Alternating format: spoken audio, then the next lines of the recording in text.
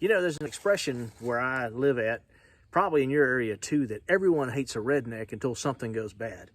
Now, I am far from the modern definition of a redneck, which would be a hater and a person who doesn't like any change whatsoever, troublemaker in a sense. And they all kind of group us into this southern area, but that's not the case. I think if you were to get to know myself or people like me, you'd find out that we're very loving people, and we happen to care about most all people, particularly American folks, and we don't like to see the suffering of people around the world. We do care about that. So I was thinking about what I would say today under the current crisis that we have over in Ukraine and throughout Europe. And I want to go down a checklist of some things that I want to spur some of your thought. And these are the same things that I've said in the past, but I really want to make sure that you're on board and you're ready for what could come up.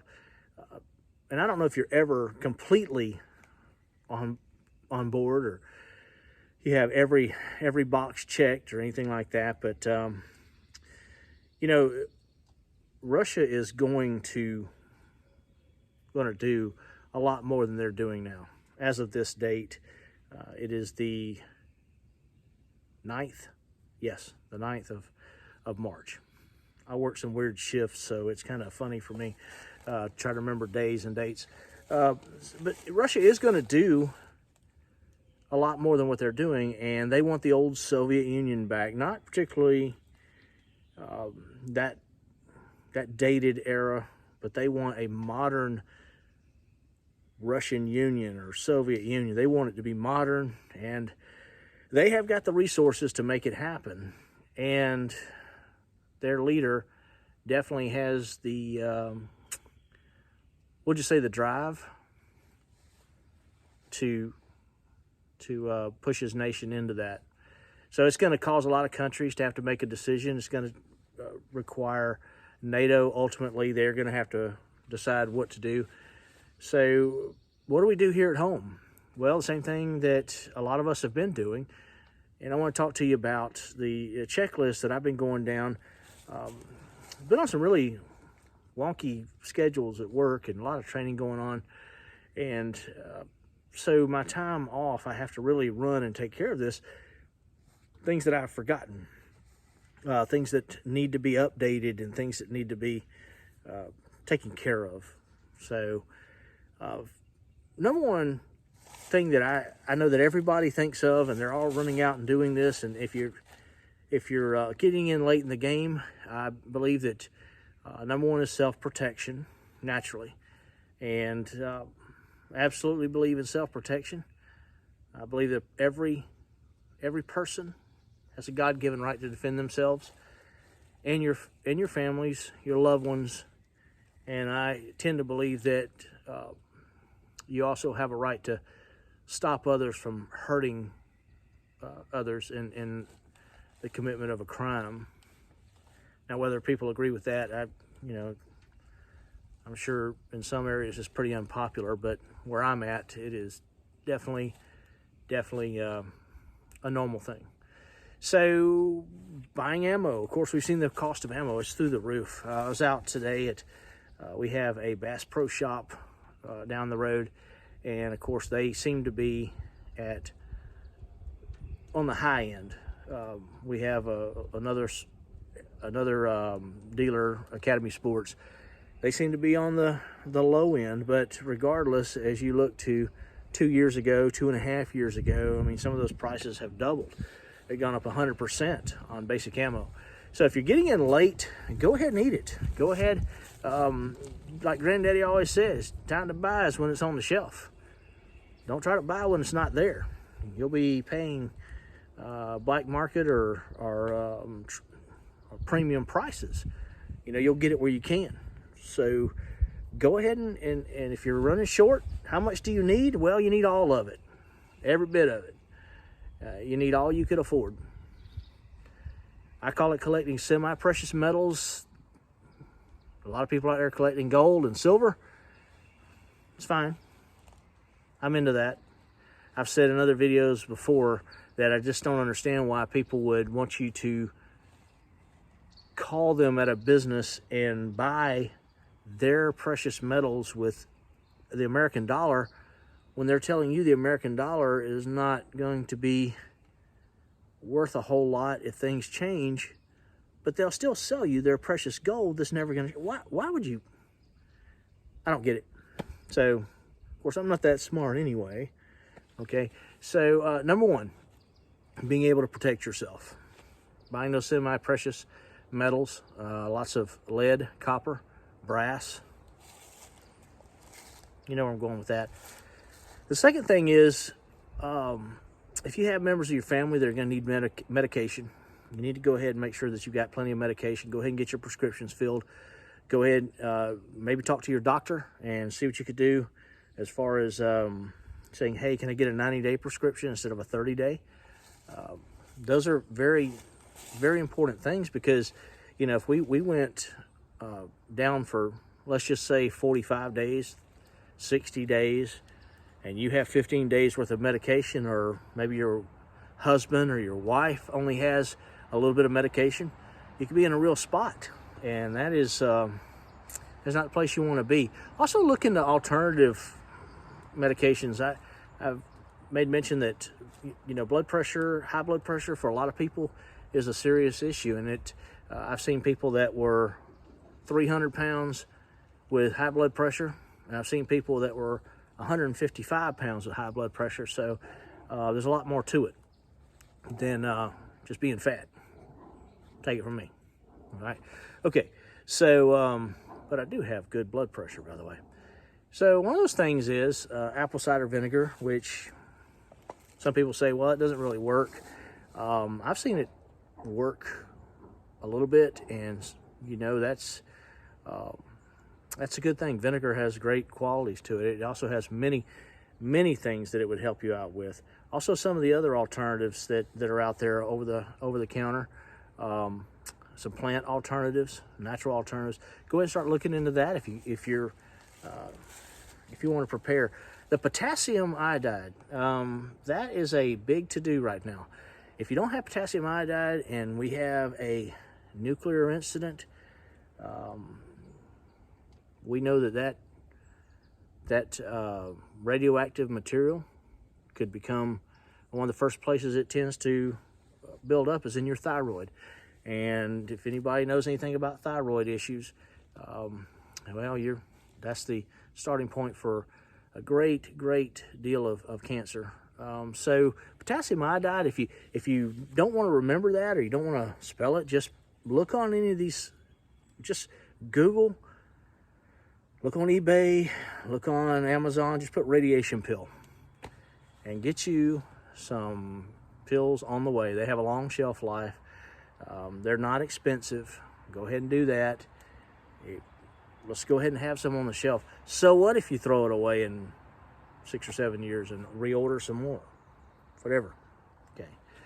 So we talked about protecting yourself. We talked about medication. Talk about food. Well, food is really high and is so, in a lot of cases, it's very difficult to get a hold to. And I was out buying things today, and I was noticing still a lot of items, a lot of areas on the shelves are empty, and the ones that are filling up very expensive. There was one canned food that I was looking at. I know certainly a year and a half ago, I was paying, it was like 59 cents a can, and of course it's the great deal now, 10 for 10. It's $1 a can now. Don't fall for that. You know, you don't have to buy all 10 cans if you don't, but only buy the food you're going to eat. Buy the food that you don't want to get out a can of Hominy or for those of you who don't know what Hominy is, it's kind of like it's just gross. It's kind of like a swollen kernel of corn that tastes like, it doesn't even taste like that. It's terrible. I know some people love it, but I don't. Canned turnips and all that, it's like, okay, if you love eating that stuff, you can still find that cheap. You need to get your canned meats now. You need to get your tunas, your hams, a lot of stuff like that that are still available that you can get that have a long shelf life. And I'm not, I really haven't eaten a lot of that in my lifetime. Spam or treat or whatever it is. I haven't eaten a lot of that canned ham. We don't really have a lot of that. But you know what? If you think about it, it might not taste that bad to you. Try some out, cook some. There's thousands of recipes out there. Canned fruit, mixed fruit, things like that. Oatmeals. Here where I'm at, grits. I know what's a grit, right? Well, you just haven't had them made right if you've eaten them before and not liked them. I'm sure you've heard that before. So anyway, food is going to be an absolute necessity. If you got freezers, remember, you're going to have backup power. You're going to have a generator. You need to be running your generators. I run mine about every 2 weeks, and I run them for about 10 minutes at a time. I top off my fuel, make sure I've got plenty of my fuel additives in there. Longest I'll go is 30 days. I'll run them generators and go ahead and test them under a load. When I say under a load, I'll plug in something or run, a light or some sort of tool, and I go ahead and do that. So that's essential. You're going to put your food in your freezer. Make sure you got fuel. I know that is a big issue, and put you some stabilizer in there. I haven't had any problem with any of my fuel that I've had. I'll burn it off. Well, I'm not doing it near as I guess I was doing it before about every 6 months. Just even though I had stabilizer in there, I think I'll try to go out to a year. But I didn't have any problem with the 6, 7, and 8 month fuel. Didn't have any problems with it. I would dump it in an old vehicle I've got and drive it around and go replace it. You don't have to have premium. You don't have to have mid-grade. Just get you some 87 and put your stabilizer in there. But definitely want to run your generators and make sure you have backup power. Go ahead and store your food. Cases of bottled water. Go ahead and do that. 5-gallon buckets are good to store it in. I've talked about the $25 game where you go get you a tote. Should not. We need to move that to the $35 game, I guess, with prices. Anyway, you go get the tote from your local Walmart or wherever. Put it in your buggy and see what all you can get in there for, let's say, $35 now. Go ahead and try to look at your labels. Look at your, a lot of these labels that say best, if sold by or consumed by or whatever. I've seen canned goods that have been years past that. You may get a little loss in the nutrient quality or something, but as long as you store it properly and you check on it for any swelling or any buildup on the outsides of the can, store it. One of the places I have, I think it's great, is underneath your house. I have climate control under there. If you have any central heat and air, there's enough leakage in your duct work or whatever. And also it's a little cooler and darker in there. It helps out to put some dehumidification. I've got dehumidification in mine, mainly for the structure of the house, but it also helps out in the storage of my food. So everybody talks about dried beans and rice and blah, blah, blah. Man, how much rice and beans do you want to eat? Don't forget your spices. If you're gonna do rice and beans, get you some ham bouillon or something like that to drop in there, some salt and pepper, and you'll get tired of that pretty quick. So make sure you put a good variety in there. Look, $35. I'm under the impression $35 could buy you, 3-4 weeks of life if you do it right. You got your family, you need to consider that and magnify that, or multiply that each time. If you've got a wife or husband that's not on board, or maybe they are depending on you to do it, then go ahead and, multiply that. And you've got children, think about who's coming to your house. And are you going to participate in that? Who's going to be, like for me, you know, my whole property's fenced in. Who's going to show up at my gate? I've already had to prepare for those times. I've already had to think about, you know, am I going to provide for them? Food.